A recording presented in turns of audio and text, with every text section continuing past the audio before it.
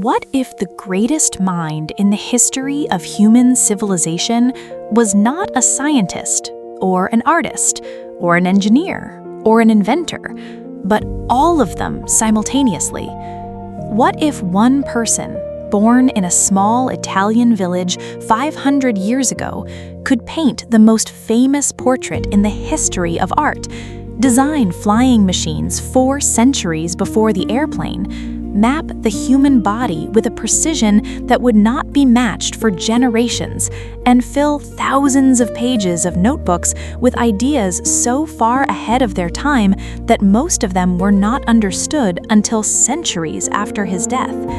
What kind of mind produces that? What kind of life shapes it? And what can a person living today, in a world of specialization, of narrow expertise, of relentless pressure to pick one thing and stay in it, learn from the most spectacularly curious human being who ever lived? Welcome to Book Essence, where we unlock the essence of every book so you get the wisdom without spending weeks reading. Today, we are breaking down Leonardo da Vinci by Walter Isaacson, the most comprehensive, most illuminating, and most genuinely inspiring biography of the Renaissance master ever written for a modern audience. Let us unlock it. To understand Leonardo da Vinci, you have to begin where Isaacson begins, not with the Mona Lisa, not with the notebooks, not with the extraordinary achievements that made him immortal. You have to begin with a birth that, in the 15th century, would have seemed to foreclose almost every conventional path to success. Leonardo was born illegitimate, the son of a Florentine notary and a peasant woman, in the village of Vinci in 1452. In Renaissance Italy, illegitimacy was not a minor social inconvenience. It was a permanent legal and social barrier. It barred Leonardo from the guild system, the professional structure through which most skilled craftsmen advanced their careers. It barred him from university education, the formal path to intellectual respectability. It barred him from the legal profession his father practiced, and from most of the conventional careers available to an intelligent young man of his era. What it did not bar him from, and what Isaacson argues was the most important consequence of his unconventional origins, was curiosity. Because Leonardo had no guild telling him what a painter was supposed to know, no university telling him what subjects were worth studying, no professional structure telling him where his expertise was supposed to end. He could follow his curiosity wherever it actually led, into anatomy, into engineering, into geology, into botany, into the nature of light and shadow and water and flight, without anyone having the authority to tell him he was out of his lane. His illegitimacy, the thing that appeared to close every door, may have been the very condition that kept his mind completely free. Of all the remarkable things that Leonardo da Vinci left behind, the paintings, the drawings, the unfinished sculptures, the architectural designs, nothing is more extraordinary and more revealing than the notebooks. Approximately 7,000 pages survive today out of an estimated total of perhaps 30,000, and what they contain is unlike anything else in the history of human thought. They are not organized, they are not structured, they do not follow the logic of an argument being made or a project being systematically developed. They are the raw, unfiltered, completely uninhibited record of a mind following its curiosity in every direction simultaneously, at full speed, without apology. A study of the muscles of the human shoulder appears next to a design for a canal lock. A geometric proof appears next to a recipe for a pigment. A sketch of a bird's wing appears next to notes on the nature of flowing water. To-do lists appear, and they are remarkable. In one notebook, Leonardo writes a list of things he wants to do. Describe the tongue of a woodpecker. Describe the jaw of a crocodile. Find a master of hydraulics. Get a skull. Inflate the lungs of a pig. These are not the notes of a specialist. They are the notes of a person for whom the entire world, in every dimension, at every scale, in every domain, is equally interesting, equally worthy of examination, equally deserving of the full attention of a genuinely curious mind.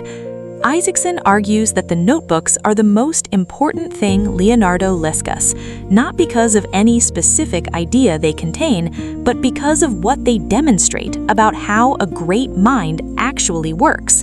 It does not stay in its lane. It does not respect the boundaries between disciplines.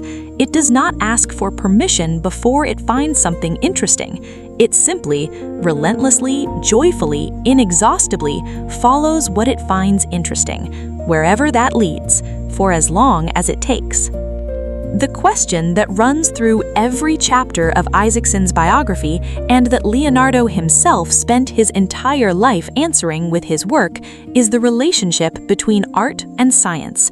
For most of the 5 centuries since Leonardo's death, these two domains have been treated as fundamentally separate. Art is subjective, emotional, creative. Science is objective, rational, systematic. The artist and the scientist are different kinds of people, with different kinds of minds, pursuing different kinds of truth through different kinds of methods. Leonardo spent his entire life proving this separation false.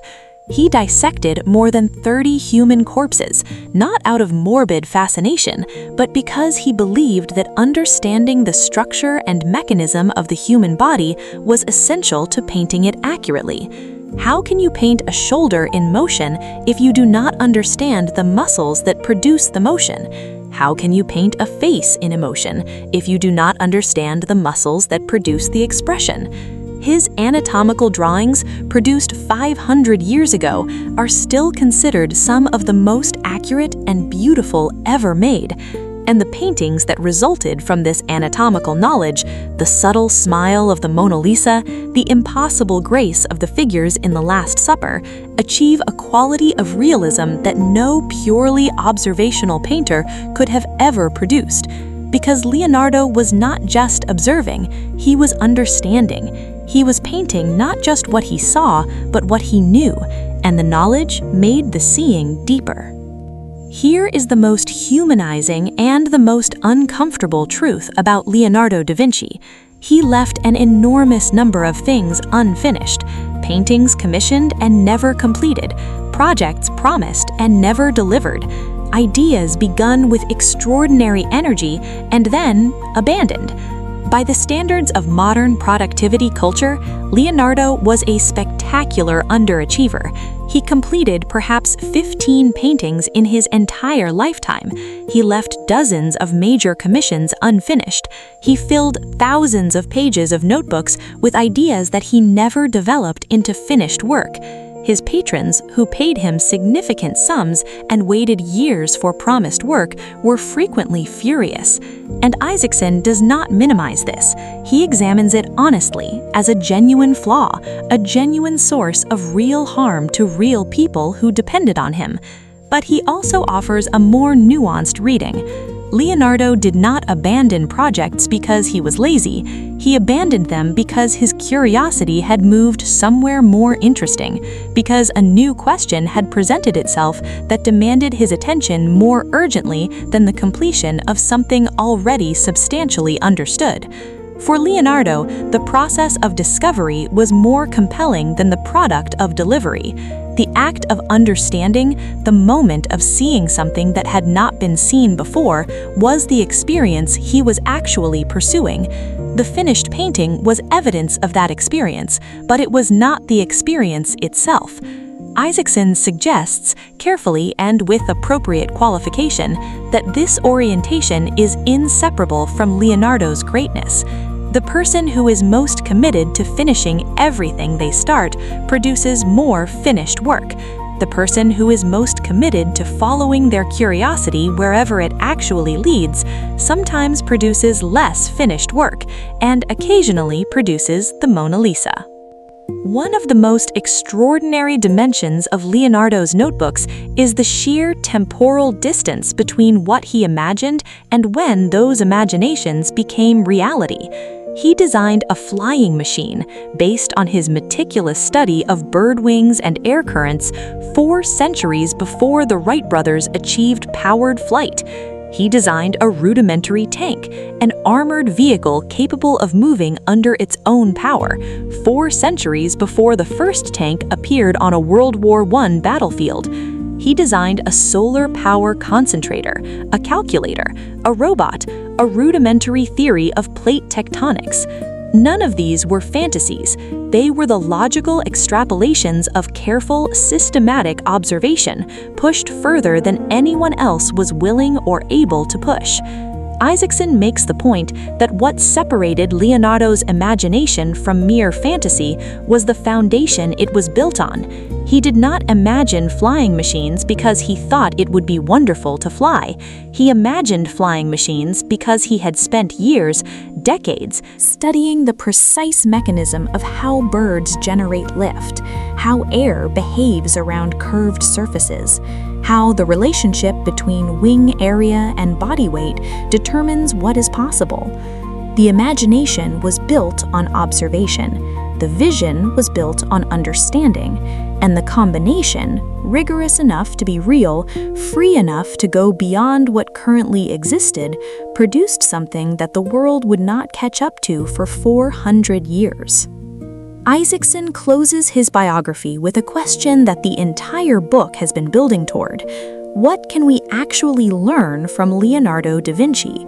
Not the techniques, not the specific knowledge, not the art history or the science history, all of which belongs to specialists in ways that most readers cannot access, but the habits of mind, the orientation toward the world, the way of being curious that produced everything else. And Isaacson identifies several with remarkable clarity.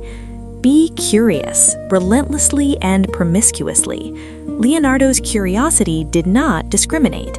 Everything was interesting. The tongue of a woodpecker, the pattern of water flowing around an obstacle, the way light falls on a curved surface, the structure of a human eye. Most of us narrow our curiosity as we age, as we become experts in our domains, and stop being genuinely interested in everything outside them. Leonardo never narrowed, and the connections he made across domains that most people kept separate were the source of his most original ideas. Observe more carefully than anyone else. Leonardo's notebooks are full of observations so precise, so granular, so completely attentive that they reveal a world most people walk past without seeing. He looked at things until he actually saw them, which is a different activity from the casual glancing that most people mistake for observation. And finally, embrace the unfinished. Not as an excuse for carelessness, but as the honest acknowledgement that the most interesting questions do not resolve cleanly, that the most important pursuits take longer than a lifetime, and that the commitment to genuine inquiry is worth more than the production of tidy conclusions. Let us bring together the greatest lessons from Leonardo da Vinci by Walter Isaacson. 1. Illegitimacy can be freedom. The barriers that close conventional doors sometimes open unconventional ones. Leonardo's exclusion from the guild system gave him a mind free to go anywhere. 2. Follow your curiosity without permission. The notebooks are a 500-year-old instruction that the most important thinking happens when you follow what genuinely interests you, across every boundary, into every domain, without waiting for someone to authorize it. 3. Art and science are not opposites. They are two methods of understanding the same reality. The person who brings both to the same question sees what neither alone can see. 4. Unfinished work is not always failure.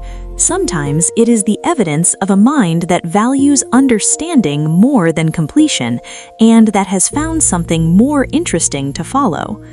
5. Observation is a skill. Most people look.